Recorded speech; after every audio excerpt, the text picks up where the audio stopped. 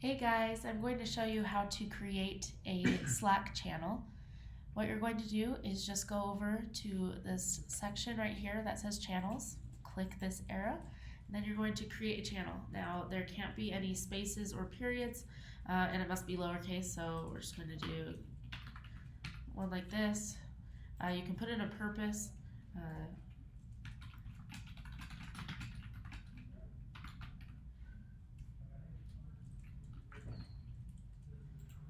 And then you can also search by name, but for now we're going to leave that blank and then we can add people later on.